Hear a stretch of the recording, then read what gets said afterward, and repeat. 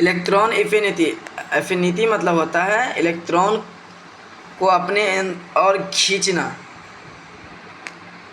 It is the amount of energy release when an extra atom is added in any isolated gas.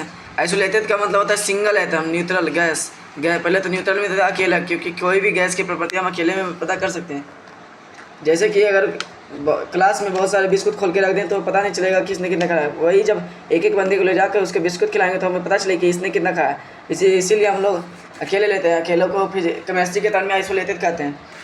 और periodic table में electron affinity का क्या trend है? इधर जाने पे इलेक्ट्रॉन एफिनिटी बढ़ता है, जब नीचे आने पे घटता है, क्योंकि ये एटॉमिक साइज का इन्वर्सली प्रोपोर्शन होता है।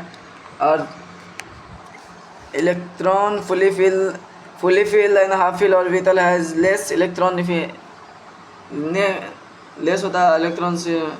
क्लोरीन सबसे ज़्यादा एफिनिटी शो करता है। Why chlorine show the maximum affinity in hydrogen? क्योंकि ऐसे साइज तो छोटा फ्लोरीन का है, परंतु इसमें इलेक्ट्रॉन पास होते हैं, इसमें रिपल्सन होता है। ये जाना तो चाहता है लेकिन पर इससे रिपल्सन के कारण दूर भाग जाता है। ये ट्रैक तो करता है लेकिन पर अपने अंदर रखता नहीं है, क्योंकि इसके अंदर स्पेस छोटा है, ये छोटा है। वही जब क्लोरीन की बात करते हैं, ये एटम को इलेक्ट्रॉन को अट्रैक्ट भी करता है और अपने अंदर रखता भी है। अट्रैक्ट करता रखता है, इसका स्पेस भी बड़ा है। ये इससे बड़ा होता है क्योंकि इसके अंदर इससे जाने में ही ज़्यादा एनर्जी खत्म है, इसीलिए इससे भी बड़ा इसका होता है। और सबसे बड़ा जो इसका साइज होता है इसका बहुत बड़ा होता है। इलेक्ट्रॉन को जाते जाते एनर्जी काइनेटिक एनर्जी कम होती है, इसलिए इलेक्ट्रॉन एफिनिटी जो निकलती है वो भी बहुत कम होती है। इसलिए सबसे बड़ा क्लोरीन का है। इसमें कुछ एक्सेप्शन है, जैसे एल्युमिनियम से बड़ा तो इधर जाने पे तो बढ़ता ही है, तो एल्युमिनियम से बड़ा सिलिकॉन होना चाहिए, नो डाउट। पर ये फास्फोरस से भी बड़ा हो जाता है, अर्थात ये पीरियड को फॉलो नहीं करता। फास्फोरस से बड़ा सल्फर कोई बात नहीं है, ये तो चलता है। नाइट्रोजन का बड़ा होता है, नाइट्रोजन का बड़ा नहीं, बहुत कम होता है। क्योंकि ये हाफ फिल्ड है। नाइट्रोजन से बड़ा कार्बन और नाइट्रोजन से बड़ा सेलेनियम का होता है। जबकि क्या होना चाहिए कि इधर जाने पे बढ़ना चाहिए, कार्बन से नाइट्रोजन का बड़ा होना चाहिए, परंतु वास्तविकता में ऐसा नहीं होता। जब हम लोग चैल्कोजन फैमिली, अर्थात चैल्कोजन मतलब ऑक्सीजन फैमिली, और पिनोजन मतलब नाइट्रोजन फैमिली, निकोजन, इसमें निकोजन पढ़ते हैं, है पिनोजन, निकोजन पढ़ते हैं।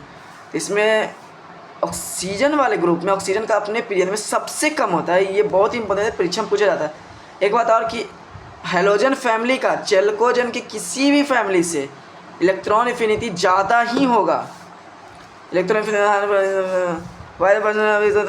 जब हम लोग इलेक्ट्रॉन एफिनिटी पहले इलेक्ट्रॉन के लेकर आते हैं तो उसमें वो एक एक्सोथर्मिक है, उसमें निकलती है, उसमें अमाउंट ऑफ एनर्जी निकलती है। जबकि जब सेकेंड इलेक्ट्रॉन के लेकर आते हैं तो वो एक इंडोथर्मिक बन जाता है, उसमें एनर्जी हमको देनी पड़ती है। क्यों? क्योंकि उसमें तो पहले से माइनस है और वो रिपेल भी करता है, उसमें बहुत ज़्यादा एनर्जी की जरूरत होती है। इसीलिए इतना, जैसे अगर कोई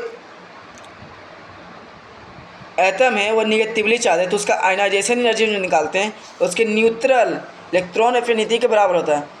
जैसे हम लोग कहते हैं कि Cl माइनस का अगर आयनाइजेशन एनर्जी का बात किया जाए तो Cl जो नॉर्मल होता है, Cl माइनस के तायन और Cl माइनस जो पाया जाता है, तो Cl माइनस के इलेक्ट्रॉन एफिनिटी जितना इलेक्ट्रॉन गया और जो एनर्जी निकाला उसके बराबर हो जाएगा जब ये माइनस में रहेगा। तो वही जब प्लस में बात किया जाए इलेक्ट्रॉन एफिनिटी का तो वो न्यूट्रल में जो आयनाइजेशन एनर्जी होता है उसके बराबर होता है। ठीक है, एक इलेक्ट्रॉन के एनर्जी का फार्मूला होता है कि E electron affinity minus 5/2 RT। यहाँ R होता है रिजर्व कांस्टेंट, इसका मान होता है 2 × 10⁻³ और T होता है टेम्परेचर में। और ये बहुत ही इंपॉर्टेंट है जिसे याद करना है हमें।